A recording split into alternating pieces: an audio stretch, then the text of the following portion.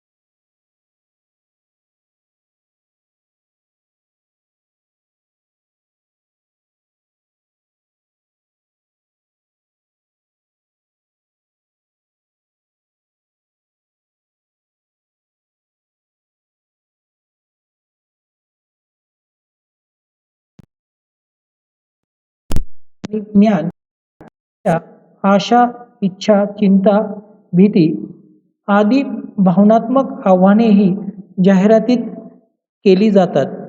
जाहिराती प्रत्येक माणसातील भावनांना चालना देतात जनतेच्या मानसशास्त्रानुसार एखादा संदेश तो मनाने स्वीकारतो किंवा नाकारतो. समाजाच्या अन्न, वस्त्र आणि निवारा या मूलभूत गरजा, तसेच कामधंदा, कौटुंबिक जीवन, सामाजिक दर्जा आणि प्रतिष्ठेचा हव्यास, मान सन्मान आदी सामाजिक गरजांचाही विचार जाहिरातींचे स्वरूप निश्चित करताना केला जातो. काही प्राथमिक इच्छा जाहिरातीत आवाहन म्हणून वापरल्या जातात. यामध्ये काटकसर वा वाचन, नफा, सौंदर्य, वैयक्तिक आणि सभोवतीचे प्रेम, रम्याद्भुत आणि कौटुंबिक, आरोग्य, सुरक्षितता, अनुकरण, प्रत्यक्ष आणि अप्रत्यक्ष, प्रावीण्य, आराम, सोय, सुख, संवेदनात्मक, आध्यात्मिक वा भावनिक, संग्रहाचा हव्यास, जिज्ञासा आणि इतर सामर्थ्यवान प्रेरणा म्हणजे विनोद, सहानुभूती, चिंता आणि भीती आदींचाही विचार जाहिरातीचे स्वरूप निश्चित करताना प्राधान्याने केला जातो. जाहिरातीच्या स्वरूपाबद्दल अधिक जाणून घेण्यासाठी जाहिरातीचे स्वरूप आपण आता सविस्तरपणे बघणार आहोत. यामध्ये एलिमेंट ऑफ मार्केटिंग मिक्स, विपणन मिश्रणाचे घटक. दुसरा मुद्दा आहे प्रमोशन मिक्स, प्रदर्शित करणे. तिसरा आहे मास कम्युनिकेशन, जनसंवाद. चौथा आहे मेसेजेस, संदेश. पाचवा आहे प्राइस ऑफ ॲडव्हर्टायझिंग, जाहिरातीचे मूल्य. सहावा आहे स्पॉन्सर, प्रायोजक. सातवा आहे पर्झुएसिव्ह, मन वळविणे, खात्री पटविणे. आठवा आहे एलिमेंट ऑफ कंट्रोल, घटक नियंत्रण. नववा मुद्दा आहे आयडेंटिफिएबल, ओळखण्यायोग्य. आणि 10वा आहे टार्गेट ग्रुप, लक्ष्य गट. जाहिरातीचं स्वरूपाबद्दल हे जे 10 घटक आहेत हे आता आपण सविस्तरपणे समजून घेणार आहोत. यामध्ये पहिला आहे विपणन मिश्रणाचे घटक, एलिमेंट ऑफ मार्केटिंग मिक्स. यामध्ये प्रामुख्याने 7 सब पॉईंट येतात. हे 7 मुद्दे जाहिरातीचे स्वरूप निश्चित करताना उपयुक्त ठरतात. यामध्ये उत्पादित वस्तू ग्राहकांसाठी कशी योग्य आहे हे समजावणे, प्रोडक्ट. दुसरा आहे प्राइस, किंमत, उत्पादित वस्तूचा दर्जा, तसेच त्याचे निर्मिती मूल्य आणि विक्री मूल्य हे त्याच समान उत्पादन असलेल्या वस्तूच्या पेक्षा किमतीने किती योग्य आहे याचा दावा जाहिरातीतून केला जातो. प्रमोशन म्हणजेच प्रदर्शित करणे, प्रस्तुतीकरण करणे. उत्पादित वस्तूत काही सुधारणा अथवा बदल झाल्यास जाहिरातीच्या प्रमोशनमध्ये त्याचा उल्लेख करावा लागतो. मोठ्या तसेच काही छोट्या कंपनी देखील आपल्या उत्पादित वस्तूमध्ये वेगवेगळे प्रयोग करीत असतात. यामध्ये बऱ्याच वेळेला जाहिरात, प्रमोशन, उत्पादन, विक्री आणि सेवेमध्ये देखील बदल केले जातात. चौथा मुद्दा आहे प्लेस, जागा. उत्पादित केलेली वस्तू संबंधित कंपनी कुठल्या जागी विक्री करणार आहे याचा अभ्यास केला जातो. वेगवेगळ्या ठिकाणांचा अभ्यास करून वस्तू विक्री करण्यासाठी कुठल्या माध्यमाचा अवलंब करायचा याचा विचारही केला जातो. पाचवा मुद्दा आहे पॅकेजिंग, विक्री वस्तूची बांधणी. यामध्ये उत्पादित वस्तूची बांधणी किती आकर्षकरित्या केलेली आहे हे समजण्यासाठी, तसेच ग्राहकांचे लक्ष वेधून ग्राहकांनी त्याकडे आकर्षित होण्यासाठी विक्री करण्यात येणारी वस्तू ही सुरक्षिततेच्या दृष्टीनेही पॅकेजिंग करणे आवश्यक असते. सहावा मुद्दा आहे पोझिशनिंग, स्थान निश्चिती. उत्पादित केलेली वस्तू तिचा योग्य दर्जा असल्यास ग्राहकांच्या पसंतीस उतरून त्यांच्या मनामध्ये योग्य ते स्थानही मिळते. यासाठी जाहिरातीमध्ये पोझिशनिंग याचा विचार निश्चितपणे करावा लागतो. सातवा मुद्दा आहे याच्यातला पीपल, लोक. कंपनीने उत्पादित केलेली वस्तू त्याची ग्राहकांना सवय लागावी आणि त्यांनी नेहमीच आपल्या कंपनीची वस्तू विकत घ्यावी यासाठी विविध मार्गांनी प्रयत्नशील राहावे लागते. जाहिरातीच्या स्वरूपातला दुसरा मुद्दा आपण आता बघणार आहोत, प्रमोशन मिक्स, प्रदर्शित करणे. यामध्ये व्यक्तिगत विक्री, विक्री प्रदर्शन, प्रसिद्धी आणि जाहिरात या प्रमुख 4 घटकांचा समावेश केला जातो. यामध्ये जाहिरातीच्या माध्यमातून ग्राहकांवर प्रभाव पाडून मालाच्या मागणीत वाढ कमीत कमी वेळेत प्रभावीपणे ग्राहकांपर्यंत पोहोचणे. यामध्ये जाहिरातीचा वापर करताना जनसंवाद, वैयक्तिक संवाद, समोरासमोर संवाद या गोष्टींचा अवलंब करून ग्राहकांना वस्तूची विक्री केली जाते. यामध्ये ग्राहकांना त्यांचे गैरसमज दूर करून त्यांच्या शंका, प्रश्न यांचेही निरसन माहितीद्वारे केले जाते. माहितीच्या स्वरूपातला तिसरा मुद्दा आता आपण बघणार आहोत, मास कम्युनिकेशन, जनसंवाद. जनसंवाद हा जाहिरातीचा अतिशय प्रभावी आणि महत्त्वाचा घटक आहे. उत्पादित केलेली वस्तू विक्री करण्यासाठी मोठ्या जनसमुदायास याद्वारे आवाहन केले जाते. यामध्ये जाहिराती या रेडिओ, टेलिव्हिजन, वृत्तपत्रे तसेच नियतकालिकांमध्ये दिल्या जातात. त्याद्वारे अधिकाधिक ग्राहकांपर्यंत जाहिरातदारास प्रभावीपणे पोहोचता येते. जाहिरातीसाठी इलेक्ट्रॉनिक माध्यमांचा अधिक वापर होत असून यामध्ये टेलिव्हिजन आणि विविध चॅनल्सचा समावेश होतो. जाहिरातीचे स्वरूप. चौथा मुद्दा आहे मेसेजेस, संदेश. जाहिरातीमध्ये प्रभावीपणे मांडण्यात आलेल्या संदेशामुळे ग्राहकास वस्तू घेण्यासाठी प्रवृत्त केले जाते. यामध्ये संबंधित वस्तूची उपयुक्तता अधिक प्रमाणात असल्याचे संदेशामधून सांगितले जाते. दृकश्राव्य माध्यमासाठी संदेश व्यवस्थितरित्या पोहोचविता येतो. यामध्ये व्हिज्युअल इफेक्ट, दृश्य परिणाम या माध्यमातून संदेशाला अधिक परिणामकारक करता येते. जाहिरातीच्या स्वरूपातील पाचवा मुद्दा आपण बघणार आहोत, प्राइस ऑफ ॲडव्हर्टायझिंग, जाहिरातीचे मूल्य. विविध माध्यमांसाठी कंपनीला जाहिरात बनवून देण्याचे काम ॲडव्हर्टायझिंग कंपनीच्या माध्यमातून केले जाते. जाहिरातदार कंपनीला जागा, वेळ आदींसाठी पैसे देखील मोजतात. जाहिरातीच्या स्वरूपामधला सहावा मुद्दा आहे स्पॉन्सर, प्रायोजक. हा जाहिरातीचाच एक भाग आहे. यामध्ये खेळांच्या स्पर्धा, धार्मिक सामाजिक कार्यक्रम, प्रदर्शन यासाठी काही उत्पादक आपल्या वस्तूची जाहिरात करण्यासाठी त्या कार्यक्रमाला प्रायोजकत्व देतात. याद्वारे जाहिरातीच्या माध्यमातून अधिकाधिक लोकांपर्यंत प्रत्यक्षपणे पोहोचता येते. मोठमोठे फ्लेक्स, बॅनर याद्वारे लोकांचे लक्ष आकर्षित करून त्यांना विविध प्रलोभने दाखवून वस्तू घेण्यासाठी उद्युक्त केले जाते. पर्झुएसिव्ह, मन वळविणे. सातवा मुद्दा आपण बघतो आहोत, खात्री पटवणे. जाहिरातीतील कोणताही संदेश नाट्यपूर्ण रीतीने परिणामकारक स्वरूपात खळबळजनकरित्या आणि समर्थपणे मांडणे हे दृकप्रतिमाकाराच्या व्हिज्युअल आर्टिस्ट कलेवर अवलंबून असते. मांडणीचे स्थूलमानाने दोन प्रकार असतात, एक सरळ वा प्रत्यक्ष. या मांडणीत विक्री संदेशाचे निवेदन सरळ आणि स्पष्टपणे करण्यात येते. दुसऱ्या अप्रत्यक्ष मांडणीत वाचकाची जिज्ञासा जागृत करून तिची पूर्तता होण्यासाठी तो शेवटपर्यंत मजकूर वाचतो. जिज्ञासा वाढविणाऱ्या जाहिरात मोहिमेत एकापाठी एक अशा जाहिरातींची मालिका प्रस्तुत करून उत्सुकता वाढवून अगदी शेवटच्या जाहिरातीत संदेशाद्वारे ग्राहकांचे मन वळविण्यासाठी गौप्यस्फोट केला जातो. अशी जाहिरात स्मरणीय होऊ शकते. ग्राहकांना वस्तूची खात्री पटविण्यासाठी परिणामकारक दृकप्रतिमेच्या द्वारे वस्तूचा वापर करताना दाखविणे. आधी आणि नंतर असा वस्तूच्या वापरामधील फरक निदर्शनास आणणे. सूक्ष्मदर्शक यंत्रे, मोठी भिंगे, तक्ते इत्यादींच्या साहाय्याने सामान्य नजरेला न दिसणारी वस्तूतील वैशिष्ट्ये आणि इतर स्पर्धक वस्तूंशी तुलनात्मकरित्या ती कशी सरस आहे, असामान्य चित्रांचा वा शब्दांचा वापर, बोधचिन्हे, वस्तू वापरणाऱ्या प्रसिद्ध व्यक्तींची शिफारसपत्रे छापणे इत्यादी दृक प्रतिमाकाराचे मुख्य काम म्हणजे लक्ष वेधून घेणे आणि जिज्ञासा जागृत करून त्याला जाहिरात वाचण्यास प्रवृत्त करणे. यासाठी त्याला संकल्पचित्र तत्वांचा वापर करून उत्तम मांडणी तंत्र सादर करावे लागते. ही तत्वे अशी संतुलन, लय, सरलता, प्रमाणबद्धता, एकता, जोर इत्यादी. याशिवाय रेखांकन करताना वाचकांची नजर सुलभतेने फिरल याचीही दक्षता घेणे आवश्यक असते.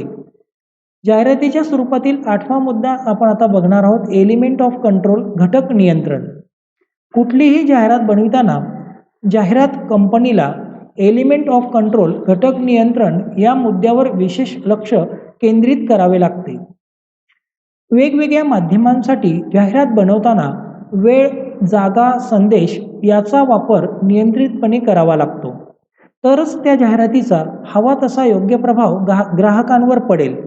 कमीत कमी वेळेत अधिक योग्य आणि प्रभावी संदेश जाहिरातीच्या माध्यमातून कसा पोहोचविता येईल, त्याप्रमाणे मुद्रित माध्यमासाठी जाहिरात असल्यास कुठल्या पानावर, तसेच योग्य छायाचित्र तसेच रंगसंगतीचाही विचार या एलिमेंट ऑफ कंट्रोल म्हणजेच घटक नियंत्रणामध्ये करावा लागतो.